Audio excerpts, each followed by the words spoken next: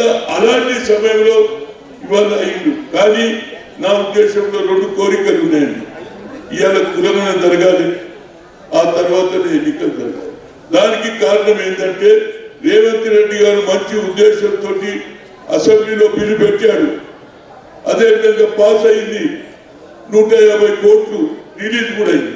కానీ నా పొన్నం ప్రభాకర్ తోటి అదేవిధంగా మంత్రి ఉన్నారు మా సీతక్క సీఎం గారికి తొందరగా మొదలు పెట్టుకోవాలి ప్లీజ్.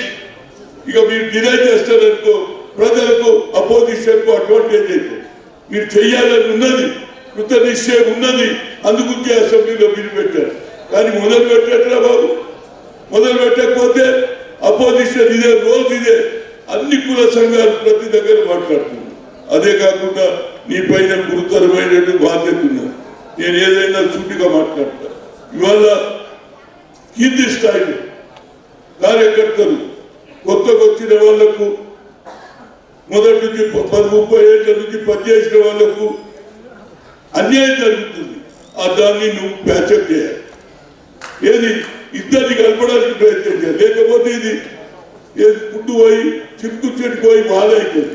దాన్ని నువ్వు సరిదిద్దాలి. అదేవిధంగా నేను మొన్న కూడా రేవంత్ రెడ్డి ముందే చెప్పిన మా మీద కేసులు ఉన్నాయి. ప్రతి జిల్లాలో కేసులు ఉన్నాయి. ఎవరి గురించి కొట్లాడినా బాబు? మా ఇంటి గురించి కొట్లాడలే. టీఆర్ఎస్ వ్యతిరేకంగా దుర్మార్గం మీద కొట్లాడినాం.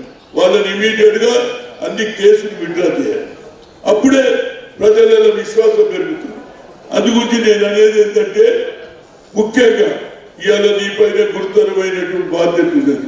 వాస్తవాలు సీఎం గారికి చెప్పాలండి. కిందేం జరుగుతుందో చెప్పండి. అన్నిటికంటే ముఖ్యంగా ధరణిలో ఎంత అన్యాయం జరగాలో భూమి వాళ్ళది 1930-81లో ఇందిరాగాంధీ ఇచ్చింది. ఆ భూమి కూడా ఇవాళ మన దొరల చేతిపోయింది. అసైడ్ లైన్లు అమ్మేస్తున్నారు. దున్నేవాడికే భూమి అని కమ్యూనిస్టులు పెడితే అది కూడా మన దొరల చేతిపోతుంది. నేను ముఖ్యమంత్రి గారికి ఇచ్చిన, శ్రీనివాస్ రెడ్డికి ఇచ్చిన, అన్నిటికంటే నాకు సంతోషం ఏంది తెలుసా? మహేష్ కుమార్ గౌడ్ ముఖ్యమంత్రి ముందు ప్రతి మంత్రి 2 రోజులు రమ్మన్నారు. Thank you, really I feel very happy.